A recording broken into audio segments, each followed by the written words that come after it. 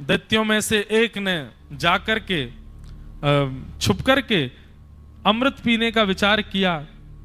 भगवान ने सुदर्शन चक्र से उसका सिर धड़ से अलग कर दिया। वही राहु और केतु के रूप में परिवर्तित हो गया, क्योंकि अमृत पान कर लिया था तो मृत्यु निश्चित नहीं थी।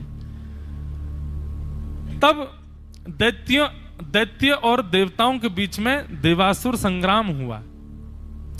देवासुर संग्राम में सारे दैत्य परास्त हो गए और देवता विजयी हुए। तब दैत्यों के गुरु शुक्राचार्य जी ने दैत्यों से कहा कि भाई, यदि तुम चाहते हो कि तुम देवताओं पर आक्रमण कर सको, उसके लिए ब्राह्मणों को बहुत प्रसन्न रखो। ब्राह्मण यदि प्रसन्न होकर के आशीर्वाद दे देते हैं तो ठाकुर जी भी एक बार को उस आशीष को ठुकराने में, उसको गलत साबित करने में 4 बार सोचते हैं। बोले एक ब्राह्मण ने दिया है, ब्राह्मण के मुख से निकला हुआ आशीष ठाकुर जी उसको कभी नकारते नहीं।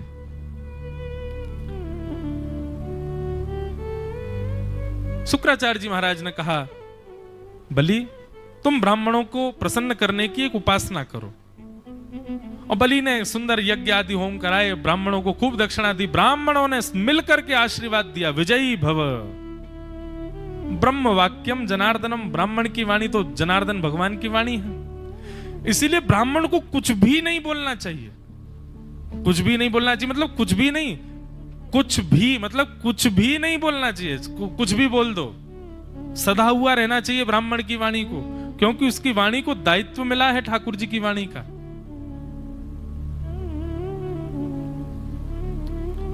ब्राह्मणों को प्रसन्न किया, ब्राह्मणों ने आशीर्वाद दिया और ब्राह्मणों के आशीर्वाद से बलि ने स्वर्ग पर आक्रमण किया और उसमें देवता हार गए। तीनों लोकों को बलि ने स्वीकार कर लिया, अपना बना लिया। देवता मारे मारे फिर रहे हैं, कहां जाएं हम, हमारे लोक तो छीन लिया। तब देवता सब अपनी मां अदिति के पास गए। अदिति मैया ने जाकर के कश्यप ऋषि से प्रार्थना की कि मेरे पुत्रों का उनको अधिकार वापस दिलाइए, स्वर्ग वापस दिलाओ।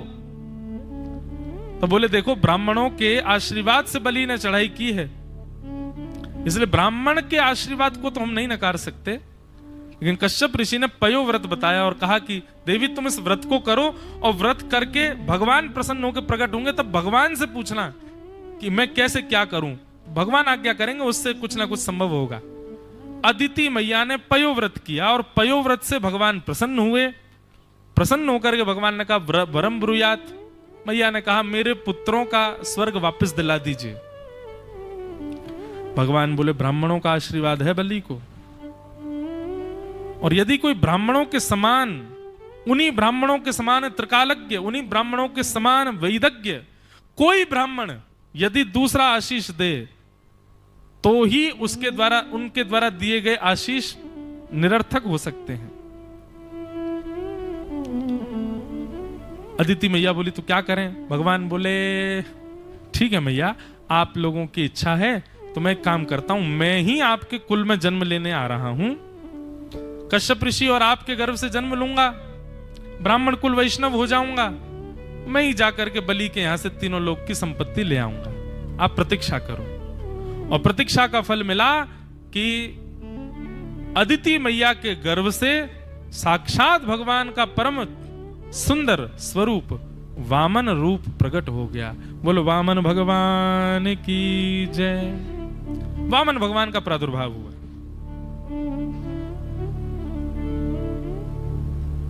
मतवारी जाकी चाल मेरो अदिति को लाल। बड़ी अद्भुत चाल है वामन भगवान की। उनका ज्यादा बाल्य रूप नहीं बताया, पर बताया कि जन्म लेते ही उनका यज्ञोपवीत हो गया, और यज्ञोपवीत के बाद गुरु को भिक्षा दी जाती है। बृहस्पति गुरु रूप में बैठे हैं,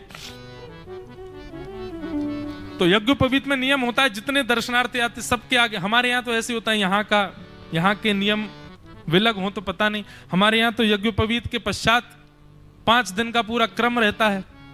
5 दिन में यज्ञोपवीत होता है, तो वही पूर्ण, जैसे यहाँ अनुष्ठान से पूर्व आपने प्रायश्चित कर्म कराया, ऐसे यज्ञोपवीत में भी होता है। शिखा रखी जाती है, पूरा शोभ क्रिया होती है, 5 दिन तक 3 दिन तक बालक जिसका यज्ञोपवीत उसको पृथ्वी पर सोना है, कटी अपने ब्रह्मचर्य रूप में रहना है, दंड हाथ में लेकर के चलना है, झोली टांग करके रखनी है। बड़ा अद्भुत होता है यज्ञोपवीत संस्कार भी। ब्राह्मणों में तो दूसरा विवाह, इतना उत्सव होता है यज्ञोपवीत का। दास का भी हुआ था, बड़े आनंद से हुआ।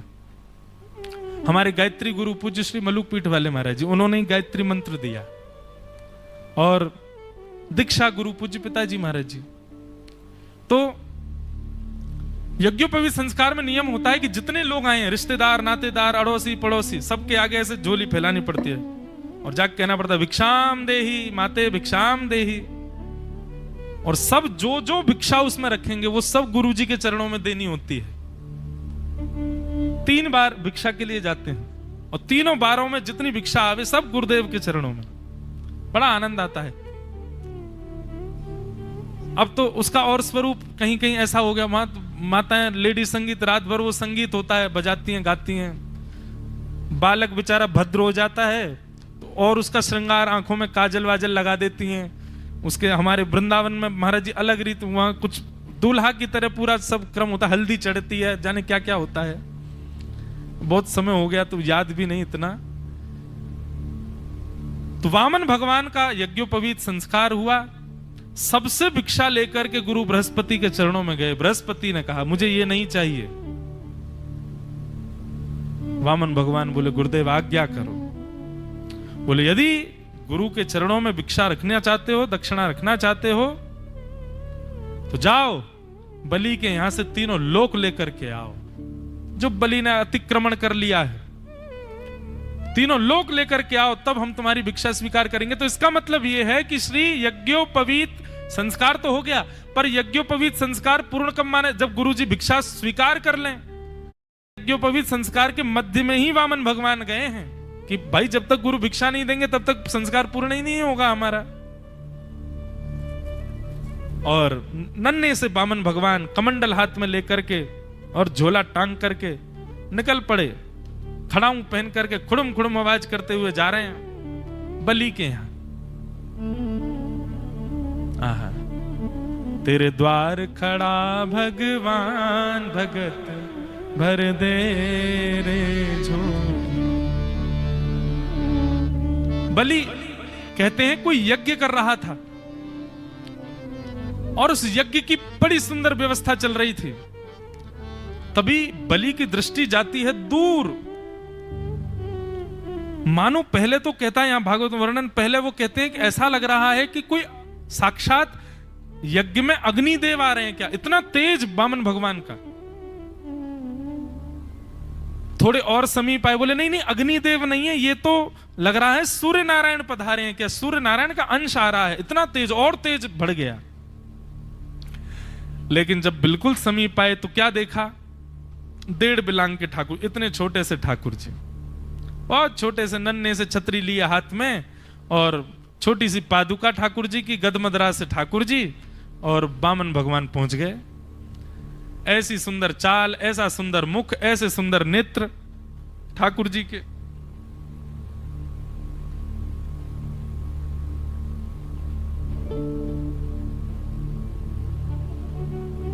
वामन भगवान आए।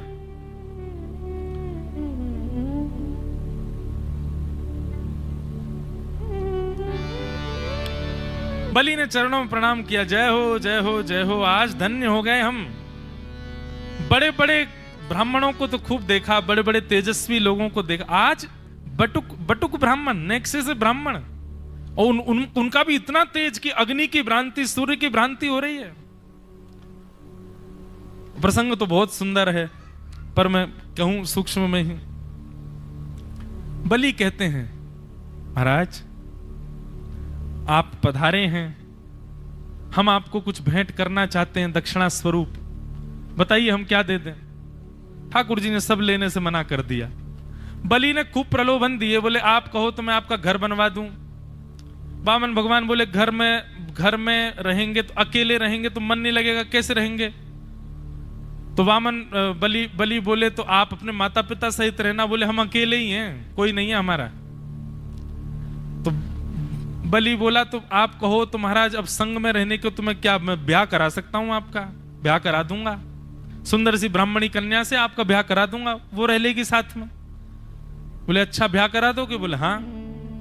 तो ब्याह करा दोगे तो फिर पत्नी की बड़ी मांगे होंगी, वो कैसे पूरी करेंगे, हम तो कुछ करते धरते नहीं। बोले महाराज ऐसे ब्याह नहीं करूंगा, अच्छे कुछ द्रव्य आदि भी दूंगा, बढ़िया सामग्री सब दूंगा, आपके खूब बढ़िया दे के भेजूंगा आपको, वर्षों तक तो वो उसी से काम चल जाएगा, फिर कुछ वर्ष बाद देख लेना आप, कुछ थोड़ा बहुत तो कमाओगे ही, और कमाई फिर असली तो तभी प्रारंभ होगी जब ब्याह होगा आपका,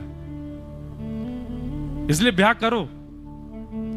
बोले ब्याह हो जाएगा, पत्नी आ जाएगी, सब व्यवस्था आप कर दोगे, फिर बच्चे होंगे हमारे?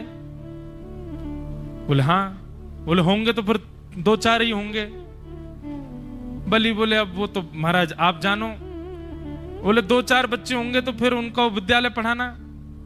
बोले वो हम पढ़वा देंगे, हमारे दादा गुरु, हमारे पर दादा हिरण्यकश्यप जी, उनका विद्यालय है हिरण्यकश्यप दानव विश्वविद्यालय, उसमें पढ़ा लेंगे आपके बच्चों को। ये बलि जो है ये प्रहलाद जी का परपौत्र ही तो है। भगवान बोले अच्छा तो बच्चों को पढ़ाने की व्यवस्था भी आप कर दो? बोले हाँ। अच्छा एक बात बताइए, जब बालक होंगे 4-5 बालक होंगे, एक आध उसमें से पधार गया तो? बोले पधार गया तो मतलब?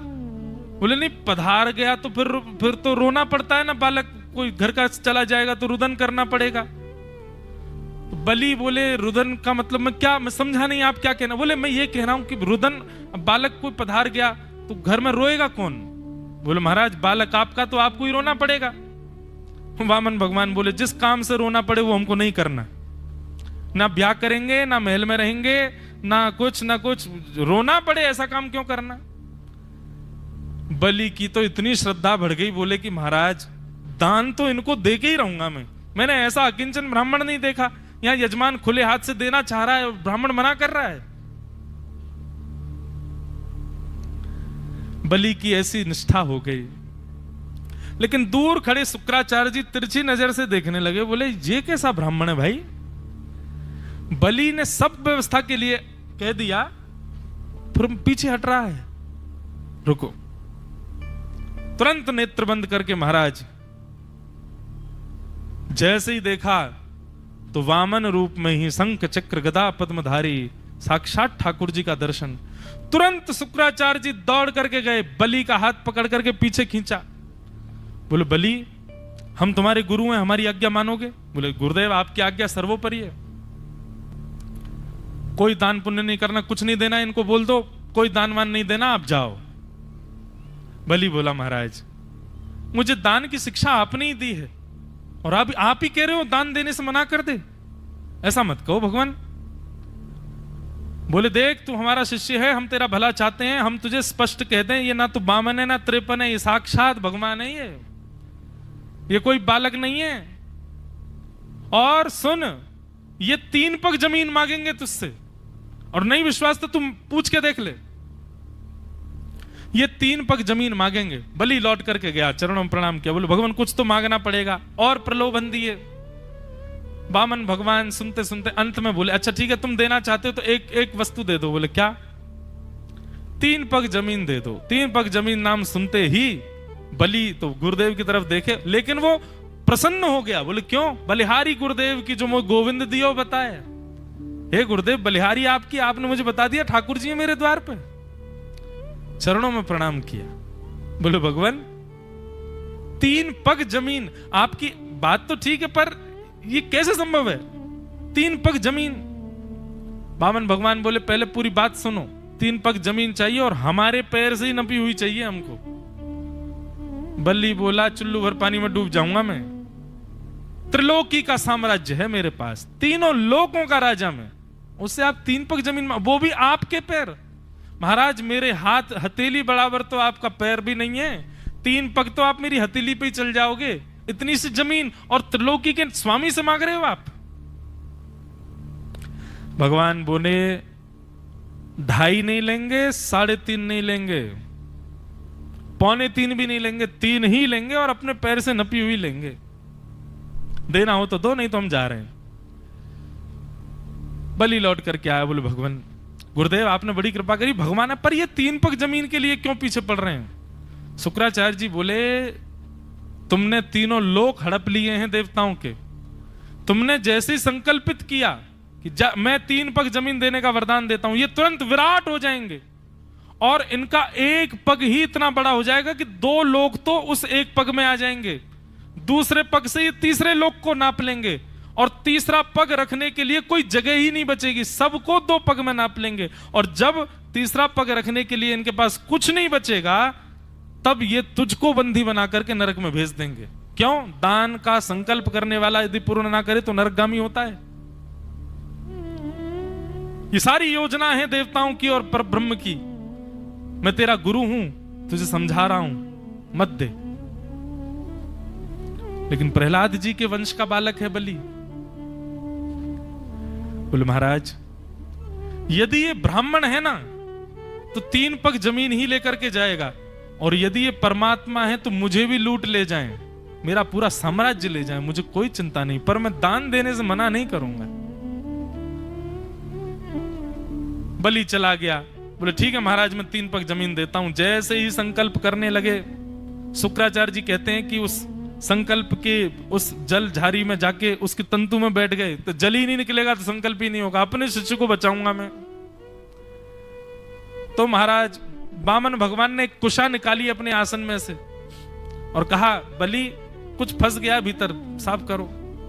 बलि ने जैसी कुशा भीतर डाली तो शुक्राचार्य जी बैठे थे, एक आंख पधार गई उनकी। कोई दे रहा है कोई ले रहा है, तुम क्यों बीच में रोक रहे हो किसी को? दान आवागमन चलता रहता है, हम कौन होते हैं किसी को जाके समझाने बताने वाले, मत लो या इसको ये मत दो या ऐसा मत करो। जैसे ही जल हाथ में दे करके संकल्प किया कि 3 पग जमीन देता हूं, प्रद दे, जैसे ही कहा भगवान तुरंत विराट हो गए, विशाल रूप धारण कर लिया। 1 पग से 2 लोगों को नाप लिया, दूसरा पग बढ़ा करके तीसरे लोक को नाप लिया। तीसरे लोक में जैसे ही पग पहुंचा ठाकुर जी का, ब्रह्मा जी ने तुरंत कमंडल में से जल लिया और जल लेकर के भगवान के चरणों का प्रक्षालन कर लिया। वही प्रक्षालन होकर के भगवान के सुंदर चरणों में से जो जल था वही ब्रह्मा जी के कमंडल में आया। वही ब्रह्मा जी के कमंडल से जब पृथ्वी पर भागीरथ की तपस्या के कारण वही जल आने लगा तो महादेव ने अपनी जटाओं में धारण कर लिया और जटाओं से वही जल भगवान श्री नारायण का चरणों का सुंदर रसामृत, वही जल हिमालय से बहता हुआ पृथ्वी को पावन करने पवित्र करने के लिए पधारा। वही है गंगा। बोलो गंगा मैया की जय। वामन भगवान के 2 पग से तीनों लोगों को नाप लिया, तीसरा पग रखने के लिए कुछ नहीं बचा। आज्ञा कर दी शेषनाग को, जाओ बलि को बंदी बनाओ। इसने 3 पग जमीन देने का वरदान दिया था। बलि को जैसे ही बंदी बनाया, बलि चुपचाप बंधन में बंध गया। भगवान छोटे हो गए और बोले हमने 2 पग में तीनों लोग नाप लिए, तीसरा पग कहां रखें बताओ। बोले पहले शेषनाग को कहो मुझे छोड़ें तब बताऊंगा। छोड़ दो। बलि मुक्त हुए, नीचे बैठ करके बोले भगवान देखो, पहली बात तो आपने जब वरदान मांगा तब तो आप छोटे से थे, अचानक आप बड़े हो गए, ये तो छल किया ना आपने।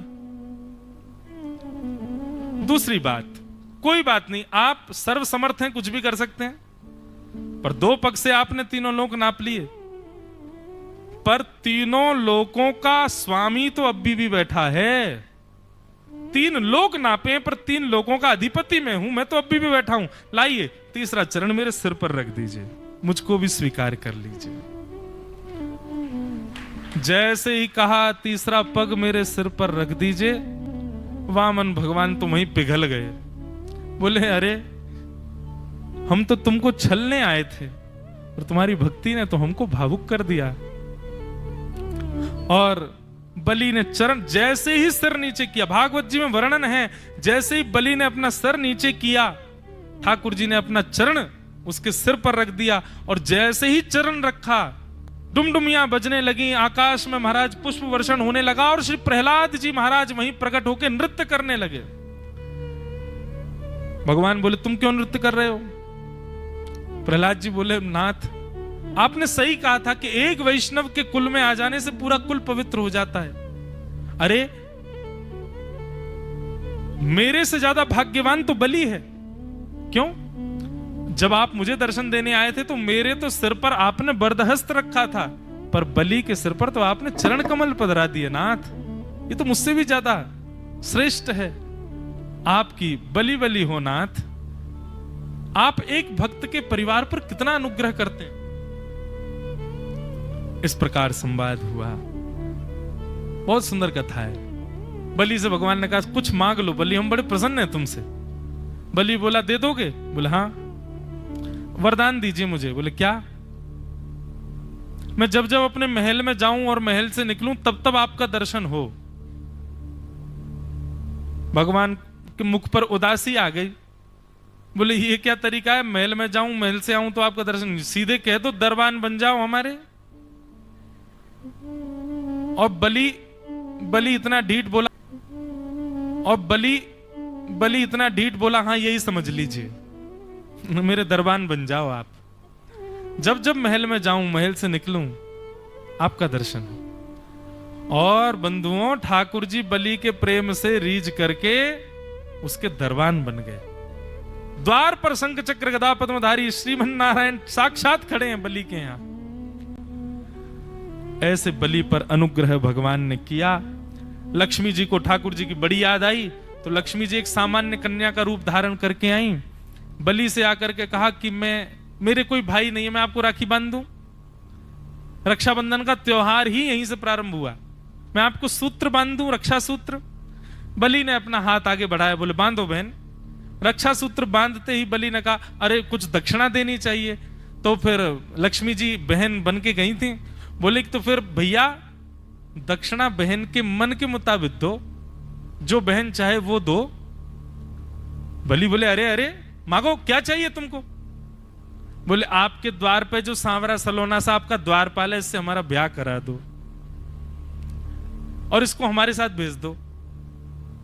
बलि बोला, अरे वो कोई द्वारपाल नहीं है, साक्षात वैकुंठ नाथपति साक्षात नारायण हैं। और नारायण थोड़ी कहीं जाते हैं। तुरंत लक्ष्मी अपने रूप में प्रकट हो गए। प्रकट होकर के कहा, बलि भैया मैं भी तो लक्ष्मी हूं ना। नारायण सदा लक्ष्मी के साथ विराजते हैं। अब बहुत दिन आपकी सेवा हो गई, अब कृपा करो मेरा पाणी ग्रहण करके ठाकुर जी को मेरे साथ वैकुंठ भेज दो। ठाकुर जी का बलि के यहां पर पुनः पाणी ग्रहण हुआ लक्ष्मी जी के साथ। बलि कितना बड़ा सौभाग्य बलि का। भगवान का लक्ष्मी जी का कन्यादान किया ठाकुर जी के हाथ में। मेरी बहन है, रक्षा सूत्र बांधा है। और ठाकुर जी को रक्षा सूत्र बांधने, रक्षा बंधन के उपहार के रूप में अपनी बहन को ठाकुर जी को दिया बलि ने। इस प्रकार बलि बामन की कथा सुनाई गई। उनको हम बारंबार प्रणाम करते हैं। बोलो बामन भगवान की जय।